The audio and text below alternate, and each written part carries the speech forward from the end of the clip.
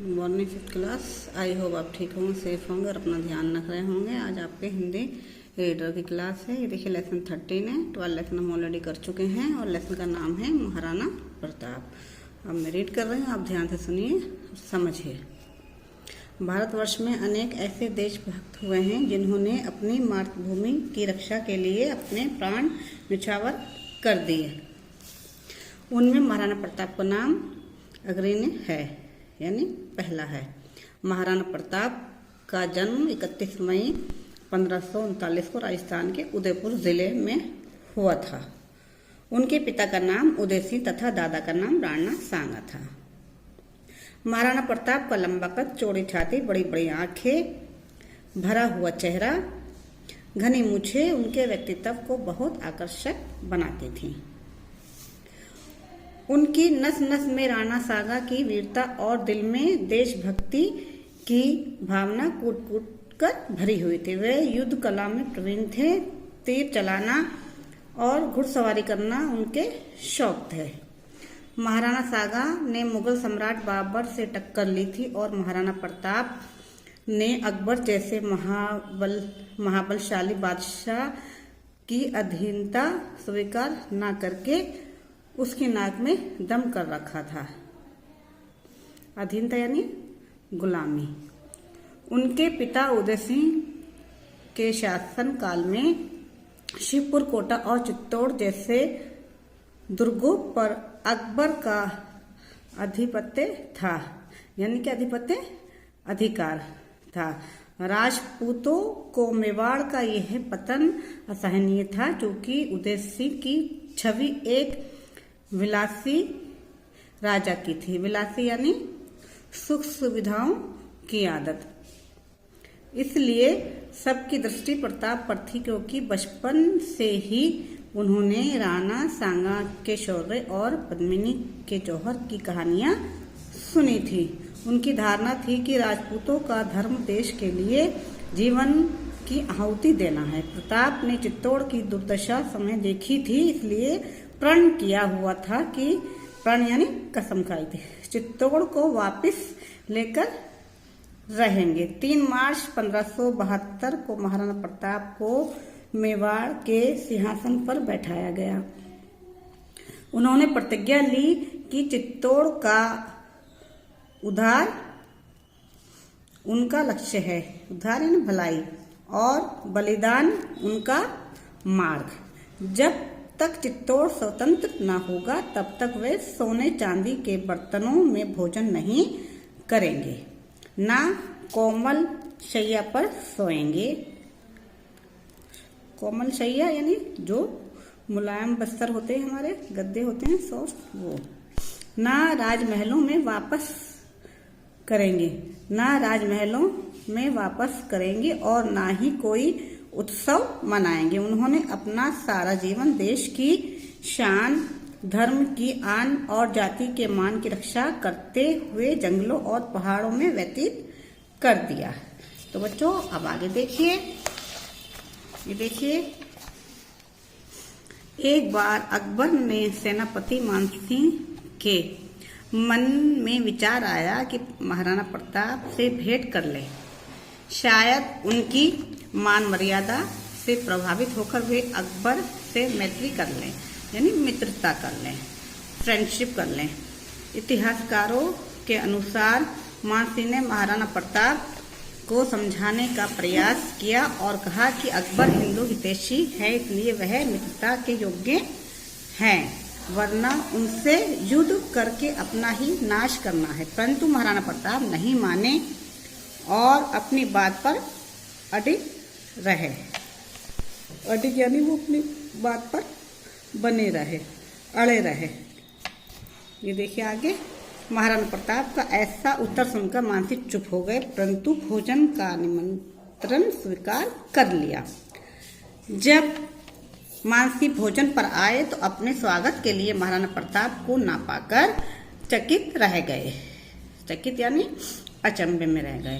पूछने पर पहले तो सिर दर्द का बहाना बना दिया, फिर स्पष्ट कहलवा भेजा जिसने तुर्कों से रोटी बेटी का संबंध किया है, मैं ऐसे के साथ भोजन करना अपना और अपने कुल का अपमान समझता हूँ। ये तुर्कों से रोटी बेटी का संबंध यानी कि जैसे अपने यहाँ की बेटियों की शादी दूसरी वहाँ जगह हो जाती थी, तो इसलिए उन्होंने ऐसा कहा, मैं ऐसे के साथ भोजन करना अपना और अपने कुल का अपमान समझता हूँ। इस पर अपमानित मानसिंह ने जाते समय कहा, मैंने तुम्हारे मान के लिए अपने ही मान को तिलांजलि दी थी, यानी त्याग देना। तिलांजलि यानी त्याग देना।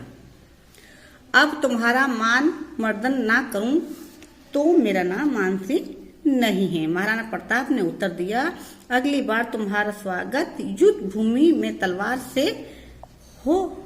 से ही करूंगा। मानसिंह को अपमानित देखकर अकबर ने राणा प्रताप को नीचा दिखाना चाहा। मानसिंह के सेनापतित्व में मुगलों ने मेवाड़ पर आक्रमण कर दिया। राणा प्रताप के पास केवल मुट्ठी भर सैनिक थे। 18 जून 1576 को हल्दी घाटी में घोर युद्ध हुआ। राजपूतों ने मुगलों को युद्ध में लोहे के चने चबवा दिए। इसी युद्ध में जब राणा ने एड़ लगाई तो उसका वीर घोड़ा चैतक मानसिंह के हाथ पर उछला। जो ही उसके अगले टाप हाथी के मस्तक पर पड़े, महाराणा ने मानसिंह पर भाले का वार किया। मानसिंह होदे में झुक गया और हाथी उसे लेकर भाग निकला। हाथी की सूंड के वार ने चैतक को घायल कर दिया। हल्दी घाटी से 1 कोस दूर बलीचा गांव के पास एक नाला पार करते समय चैतक ने गिरकर प्राण दे दिए, यानी उसकी मृत्यु हो गई। नेक्स्ट देखते हैं। हल्दी घाटी के युद्ध के पश्चात राणा प्रताप ने सौंधा की पहाड़ियों में अपना शिविर बनाया। युद्ध के समय विजय की आशा न होने पर राणा ने आज्ञा दी थी कि सब फसलें जला डालो और खेतों को नष्ट कर दो, ताकि ऐसा न हो कि शत्रु अन्न प्राप्त कर अधिक शक्तिशाली हो जाए। राणा के बचे खुचे सैनिकों की भूखों मरने की नौबत आ गई। यहाँ तक कि राणा के यहाँ घास की रोटियां पकाई गई, परंतु भाग्य में वह भी नहीं थी। उनकी अपनी बच्ची के हाथ से एक बनबिलाव घास की रोटी छीनकर भाग गया और वह आगे देखते हैं। अभी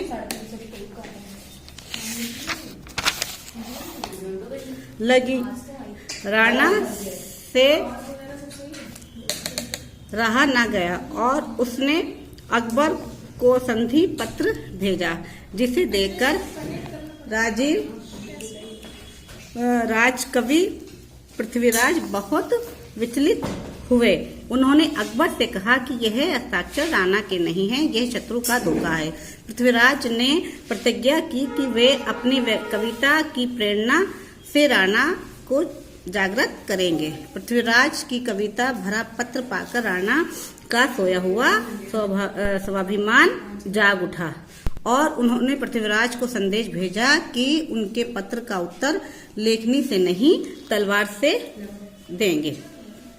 इसके पश्चात दूसरा युद्ध हुआ और धीरे धीरे राणा ने 32 दुर्गों पर विजय पाई, परंतु वे अभी चित्तौड़, अजमेर और मांडलगढ़ न जीत पाए थे कि 19 जनवरी 1597 को 57 वर्ष की आयु में चावड़ गांव में स्वर्ग सिधार गए।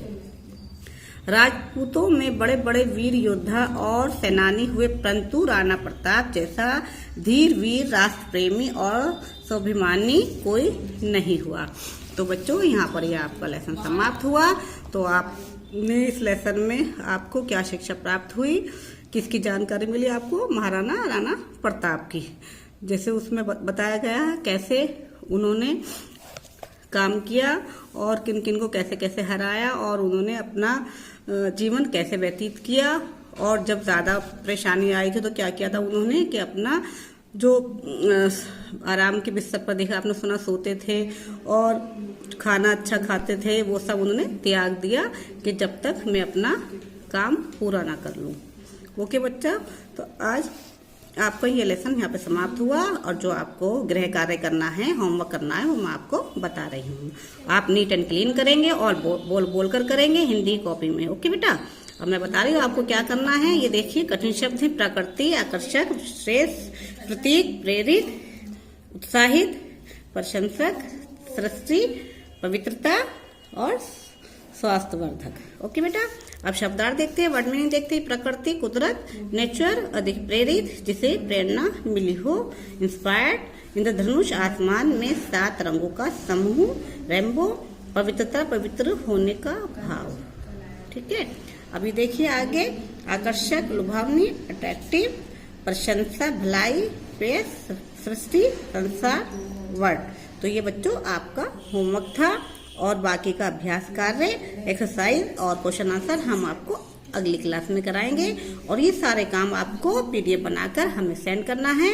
इसी के अकॉर्डिंग हम आपकी अटेंडेंस लगाएंगे। ओके बच्चों, बाय, टेक केयर।